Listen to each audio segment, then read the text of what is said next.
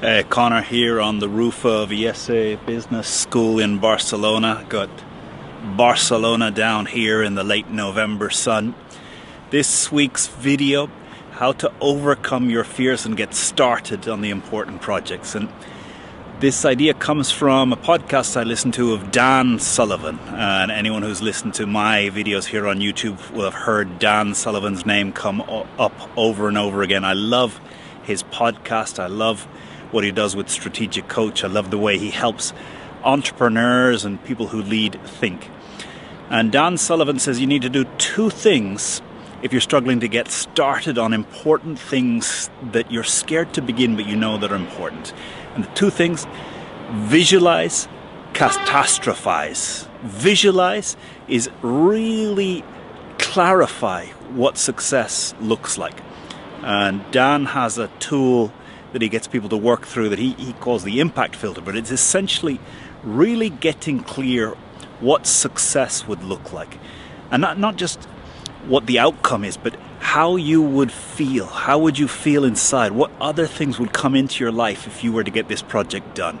So if the thing you fear is publishing a book, not just what would it feel like to hold this book in your hand, what other aspects of your life are going to change? How will it feel to be you? How will it feel to walk into a room? How will it feel to see your peers from school, from university? How will it change how you feel about yourself? How will it change the opportunities that start to come into your life?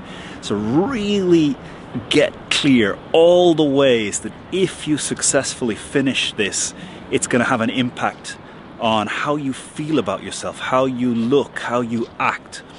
And it's only when you've almost lived the experience in the future that you can say that you've visualized. So visualize is really get there in the future. And one technique that's very powerful for visualizing is what could be called the Benjamin Zander letter. And Benjamin Zander, I hope you've watched his TED Talk. He's a conductor of an orchestra. He has a wonderful TED Talk on how there's this creative, abundant approach to making music, or a fearful approach. But Benjamin Zander is famous that when he was teaching, he used to say to his class at the beginning of the year, "You've all got an A. Now, take out a piece of paper, write a letter from a year in the future. You've just received the A. What did you do this year to deserve the grade you're going to get?" And the Zander letter is this writing a letter from 1 year in the future describing all the things you did to achieve the A, to achieve the outcome. So the Zander letter is a very powerful way of visualizing. Write a letter from the moment in future where you've completed this task, describing everything you've done, what it feels like, the message back to you today in the past. The Benjamin Zander letter. So visualize, don't just see the finished product, see how it'll affect you. So the second part of this process, catastrophize. It's not enough just to have that optimistic sense of what it will feel like when you've finished. You also need to be realistic about the obstacles that are going to come in the way. And for this, what Dan Sullivan recommends is you do spend some time catastrophizing. Not just imagining the things that could kill you or break you or stop you achieving, but writing them down, really laying them out, and almost describing the worst possible case. But really get it down clear. What's the worst possible case? What's the worst possible outcome that could happen?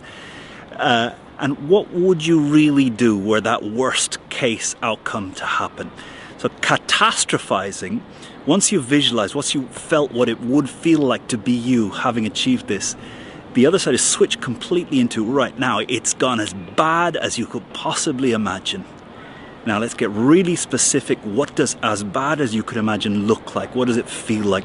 How would you react if those things happened? So catastrophizing is you get rid of the Pollyanna, you get rid of all the hope and the optimism, and really be honest about what could go wrong and what sort of mitigation you could put in place if those things started to go wrong. But very often a fear that we don't articulate, a fear that we don't clarify, is much, much more scary than when you write down very clearly what is the worst possible case. So I think these two elements, it's not enough to just visualize. You need to visualize to really get a sense of what it will feel like to succeed. But then I think the real thing that will overcome your fear is to really write down what's the worst case, what could really go wrong, and be super honest about all the things that could really be a disaster. And then think, if it did happen, how bad would that be? So again, whenever you've got something that's important and you're struggling, the fear is holding you back, these two things. Visualize the Benjamin Zander letter. You've got an A, you've succeeded, it's been a success. Write a letter back from that moment, letting you know all the things that you did that allowed the success to happen. Second, catastrophize. Be brutally honest about how bad it could go and lay it out and be clear. But a clearly articulated fear is something you can deal with. A vague, unclear, lingering anxiety, that's going to stop you from taking action. So sometimes being really honest about the things that could go wrong is a powerful way of doing. So again, hope these ideas, if there's something that's important to you, get started, visualize and catastrophize. Again, thank you for your likes, your subscribes, for following these videos, for sharing your questions, for sharing your comments. Really keeps me motivated to keep making these videos. Have a good one. It's up here late November, 30th of November, up on the roof of IESE Business School. Have a great one.